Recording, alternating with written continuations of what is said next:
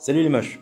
Alors j'ai vu quelque chose d'horrible ces derniers temps. Non, je parle pas de la fonte des glaciers, je parle de vos notes en maths. Est-ce que vous saviez qu'à chaque fois que nous, les mathématiciens, on voit une horreur comme celle du début, on meurt un peu à l'intérieur de nous? Du coup, pour éviter de rentrer chez moi chaque soir et de pleurer parce que vous savez pas utiliser des racines carrées, je vais essayer de vous les expliquer. Tout d'abord, on va voir les nombres carrés. Il y a deux choses que vous connaissez là-dedans, c'est le nombre. Vous savez ce que c'est? Un carré, c'est un carré. En gros, si vous voyez ça, ce qu'on vous demande de calculer, c'est l'aire du carré de côté 5. Ce qui donne 25. Bravo, vous êtes des génies. Et maintenant, si on voyait ça, en fait, c'est dans l'autre sens. On vous donne l'aire du carré et on vous demande, il doit avoir quel côté. Passons aux choses sérieuses. D'abord, on va voir pourquoi la racine carrée d'un nombre négatif, c'est pas possible. Le problème vient de leur négativité. Enfin, moi, j'ai pas de problème avec les gens dépressifs, mais... Bref. En gros, on cherche un nombre qui, quand on le fait fois lui-même, ça donne un nombre négatif.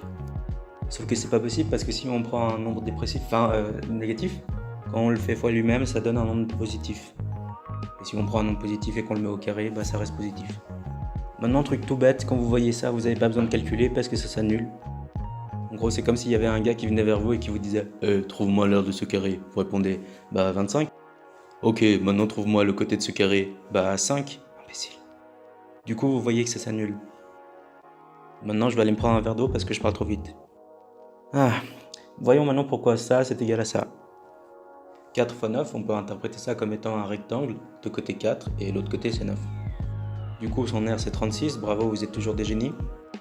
Et moi, puisque j'ai rien d'autre à faire de ma vie, je vais commencer à découper ça par petits carrés de 4. Comme ça, là, et au final il y en a 9.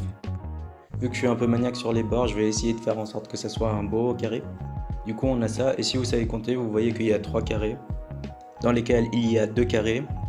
Du coup, c'est Inception version carré, ce qui donne 6.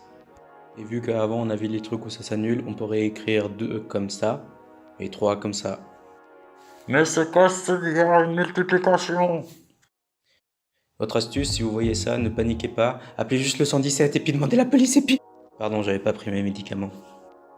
Bref, remplaçons ce truc moche là par une pomme. Du coup, on a 5 pommes moins 3 pommes. Il nous reste combien? 2 pommes, et pas juste 2 parce que c'est pas la même chose. Si on se reçoit un 2 à une épreuve, c'est pas la même chose que si on recevait 2 pommes après une épreuve. Et vu que notre pomme ça représentait ce truc moche, maintenant on peut le remplacer par ce truc moche. Et on a 2 fois ce truc moche. Et plus de pommes, désolé. Si vous n'avez pas compris quelque chose d'avant, allez vous acheter un pot de Nutella, déprimez un bon coup et puis revenez voir la vidéo. Sinon... Bravo, vous êtes plus intelligent, mais vous êtes toujours moche.